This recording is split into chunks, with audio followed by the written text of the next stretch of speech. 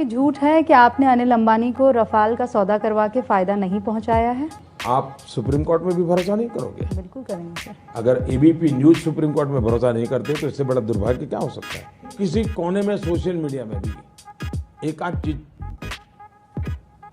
बुरी आ जाए तो आप 24 घंटे का हेडलाइन न्यूज बनाते हैं। वाह क्या सीन है। भारत सरकार ने पार्लियामेंट जहां पर इतने शब्द कहे वो भी नहीं मानोगे और आप इतने बायस हैं। और मैं सीधा आज अभी एबीपी पर आरोप लगा। ओ भाई मारो मुझे, मारो मुझे, मारो। एकदम इन्होंने वक्त बदल दिया, जज्बात बदल दिए, जिंदगी बदल दी। जवाब नहीं दे रहे, मैं क्या समझू इसको? क्या आप जवाब देना नहीं चाहते हैं? क्या जवाब है नहीं आपके पास? कलंक हो, पत्रकारिता के नाम पे कलंक हो। थोड़ी मर्यादा रखिए। अगर पलट के मैं आपको 4 शब्द बोल दूं तो बिजनेस क्लास आपने कहा, मैं बिजनेस क्लास में कभी नहीं जाता। कब कहा? मैं आम आदमी हूँ। कब कहा मैंने बिजनेस क्लास में नहीं जाता? आपका बस चले ना, मेरे को सड़क पे बिठा दो।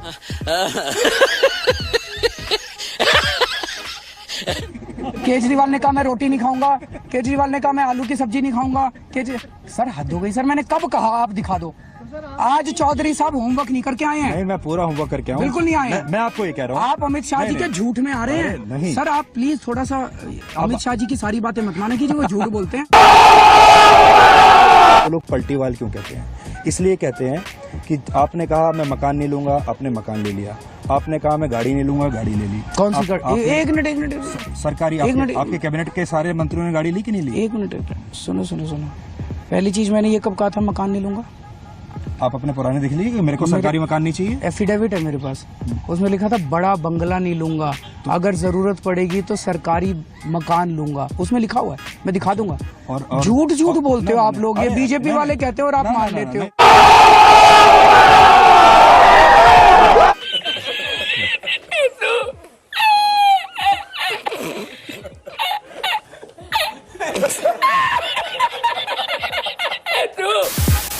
मैं सिर्फ आपको इतना बताना चाहती हूँ कि मैं एक औरत हूँ और मैं मुस्लिम औरतों की समझती हूँ पीड़ा क्या है, मैं जानती हूँ उनके साथ होता क्या है।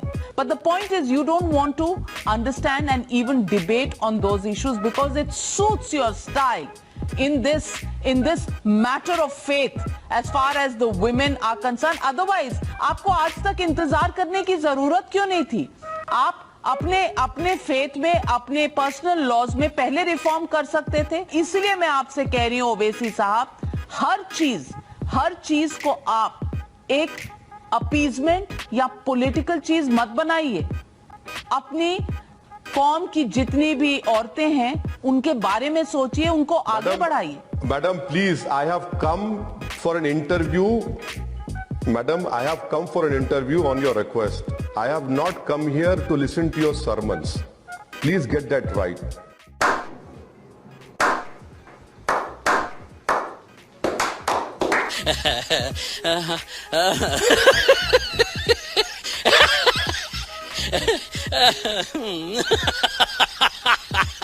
I'm sure that you know more than me about Muslim women. I congratulate you for that.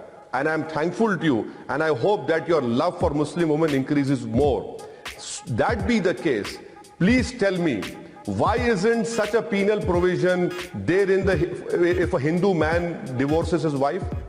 Why isn't Navika Kumari concerned about those 20 lakh Hindu women who are being deserted by their husbands, who are married, and one of them, madam, you should be really concerned, is sitting in Gujarat.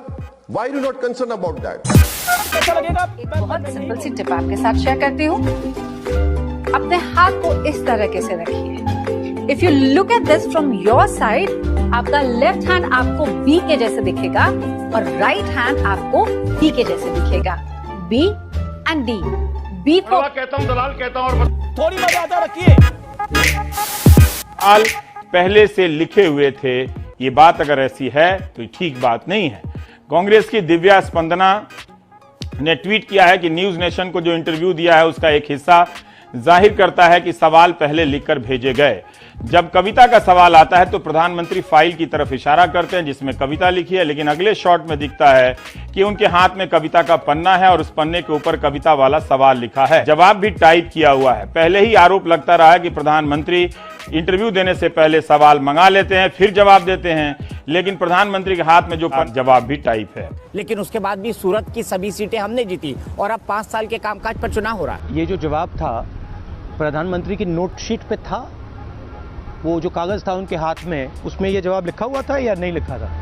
Rahul, जो note sheet पे तो उनकी सिर्फ कविता लिखी हुई थी। वो तो कविता लिखी हुई। हाँ, मगर जो उनकी नोटशीट थी, जो उनके हाथ मतलब उन्होंने लिखा था जिसपे क्वेश्चंस लिखे हुए थे, वो तो पूरे इंटरनेट ने देखा है, क्वेश्चंस भी थे। मेरा कहना है कि ये जो उनका रिप्लाई है, ये नोटशीट पर था या ये मेमोरी से आया? चूंकि आपने न्यूज नेशन के इंटरव्यू की बात की है राहुल जी, इसलिए मैं एक बात साफ कर दूं कि जो पूरा इंटरव्यू हुआ था तब प्रधानमंत्री जी ने किसी भी नोटपैड को अपने रेफरेंस के तौर पे नहीं लिया था, क्योंकि ये बात उठी है। और दूसरी बात, आप ऐसे करिए, इसको आप एडिट करना चाहते हैं, इसको नहीं, म्यूजिक